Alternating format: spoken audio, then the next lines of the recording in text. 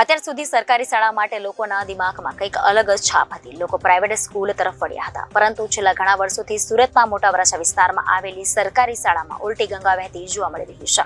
અહીં admission open થાય તે અગાઉથી જ વાલીઓ પૂછપરછ કરતા હોય છે.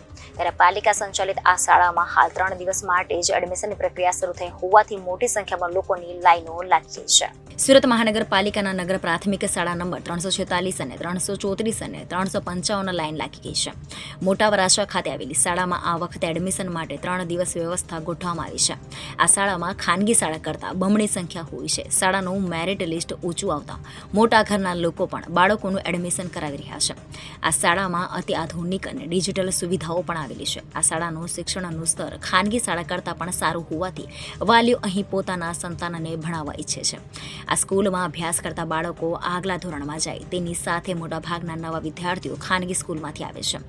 અગાઉ આ શાળા માટે વિદ્યાર્થીઓને શોધવા જવા પડતા હતા, પરંતુ હવે વિદ્યાર્થીઓને પ્રવેશ આપવા માટે ડ્રો કરવો પડી રહ્યું છે. ખાનગી સ્કૂલની ફી નહીં ભરી શકતા ખાનગી સ્કૂલમાંથી સરકારી સ્કૂલમાં અભ્યાસ માટે મૂકી રહ્યા છે. તો બીજી તરફ શિક્ષણ સમિતિની સ્કૂલમાં જ નોકરી કરતા આચાર્ય અને નિરીક્ષકો પણ પોતાના બાળકોને સમિતિની શાળામાં અભ્યાસ માટે મૂકી રહ્યા છે. ચિંતનબેન છે, મારે 3 બાળકો છે, એટલા માટે અમે સરકારી સ્કૂલમાં પસંદ કરી છે, કેમ કે અમે ત્રણેયની ફી અમે પ્રાઇવેટમાં ભરી ન શકીએ. એની મારે 2 બેબી અને 1 બાબો છે, બરાબર. એટલે બધાને જો સરકારીમાં જો પ્રાઇવેટમાં લઈએ તો પ્રાઇવેટમાં બધાનો પૂરો ન થઈ શકે, એટલા માટે સરકારી સ્કૂલ. અને સરકારી સ્કૂલ બેસ્ટ છે એજ્યુકેશન માટે, જ્યાં કેમ કે ટીચરો બધા ગવર્મેન્ટ હોય છે, ગવર્મેન્ટવાળા છે, એટલા માટે. મારું નામ ભાવિકભાઈ બાબુભાઈ કોઠિયા છે. હું અહીંયા શિવશક્તિ પેરેડાઇઝની અંદર રહું છું.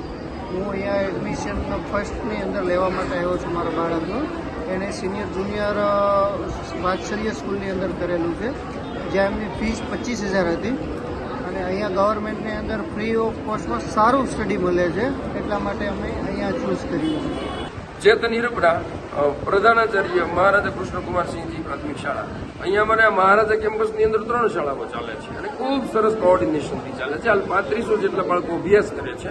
આ સરકારી શાળા છે. અત્યારે સમાજની અંદર આપણે જોઈ શકીએ છીએ કે વધારે પૈસા હોય તો વધારે સારું ભણાય, આવો એક માન્યતા છે. ત્યારે આ શાળા તદ્દન વિનામૂલ્યે શિક્ષણ આપે છે.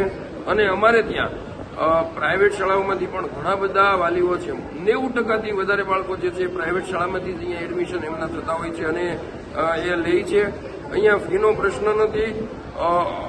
અમારી દ્રષ્ટિએ સામાજિક રીતે સમરસતા સ્થપાય. કોઈ પણ બાળક જે ફીને કારણે સારું ભણતર ન ભણી શકે, એવું ન બને, એના માટેનો અમારો પૂરતો પ્રયાસ રહે છે. અને દર વર્ષે 2000થી વધારે બાળકો છે એ વેઇટિંગમાં રહેતા હોય છે. નગર પ્રાથમિક શિક્ષણ સમિતિ સુરત અને રાજ્ય સરકાર દ્વારા ખૂબ જ સારા પ્રયાસ થાય છે. વધારેમાં વધારે બાળકોને એડમિશન મળે એવો પ્રયાસ થાય છે. Reporter Hitesh Prajapati, Janadesh news, Surat.